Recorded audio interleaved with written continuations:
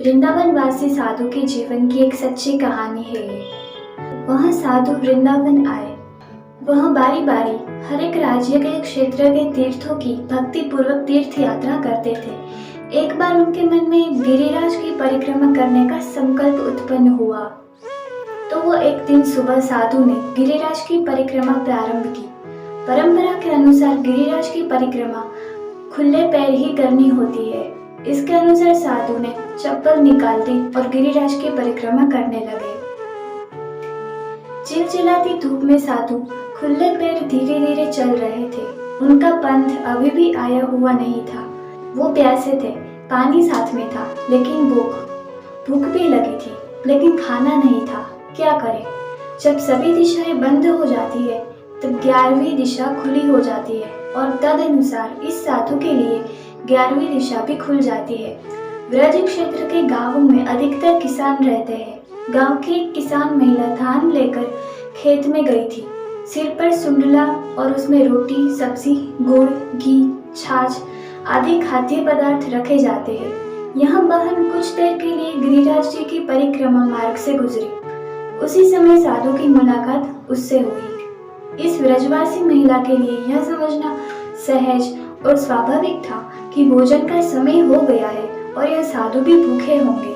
तो उसके मन में विचार उठा, साधु को खाना देते हैं। वाहन ने तुरंत साधु से कहा, बाबा जी, क्या आप खाना खाना चाहेंगे? बाबा जी भूखे और बिना भोजन के थे, लेकिन उन्होंने सहमति में सिर हिलाया और उन्होंने कहा, जय श्री कृष्ण की इच्छा। ब्रजवासी बहन ने सुंडली नीचे उतारी और बोली, तो कृष्ण तो आप कहिए, हमारा तो कन्हैया है। यह सुनकर बाबा जी ने कहा, दोनों एक ही बात है। फिर वो ब्रजवासी महिला ने कहा, नहीं, दोनों अलग बातें हैं।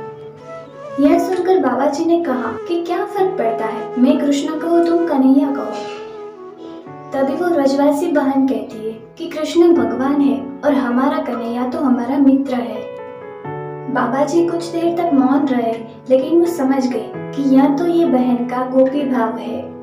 ये ब्रजवासी बहन ने सिर पर से सुंडला उतार दिया और वो सुंडले के ऊपर बड़ा कपड़ा ढका हुआ था और उस पर इस ब्रजवासी गोपी ने अपने चप्पल को सुंडले के ऊपर ही रख दिए थे।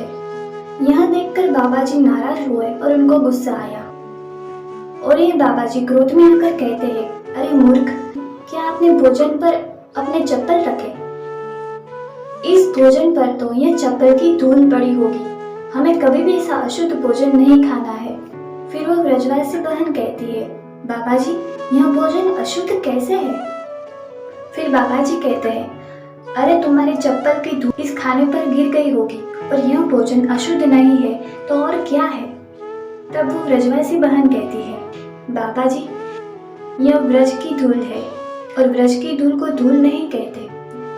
इस ब्रज की धूल पे कभी न कभी कन्हैया ने खेला होगा, इसलिए ब्रज की धूल को ब्रज की धूल नहीं कहते। पे कभी न कभी कन्हैया के चरणों का स्पर्श हुआ होगा, इसलिए उसे धूल मत कहिए। साधु बाबा बस सुनते रहे और वो ब्रज की बहन फिर बोली, अरे आपको उतना समझ नहीं आया? आपको बाबा किसने बनाया?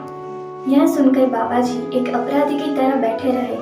अंत में वो बोलते हैं, बहन, मुझसे गलती हो गई। मैंने कृष्ण चरण राज को धूल कहकर उनको नाराज किया है। मुझे बहुत अफसोस है। आप अपने कन्हैया से कृपया कहिए कि मेरे अपराध को क्षमा कर दे। लाओ, मैं ये भोजन ग्रहण करूंगा और पवित्र हो जाऊंगा।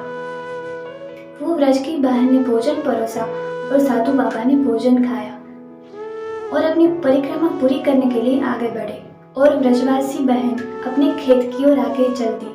ये कहानी से एक बात तो पक्की है कि ब्रज की शक्ति भाग्यशाली व्यक्ति के सिर तक जरूर पहुंचती है और ब्रज में श्री जल आचमन भाग्यशाली लोगों को ही प्राप्त होता है। जय श्री कृष्ण।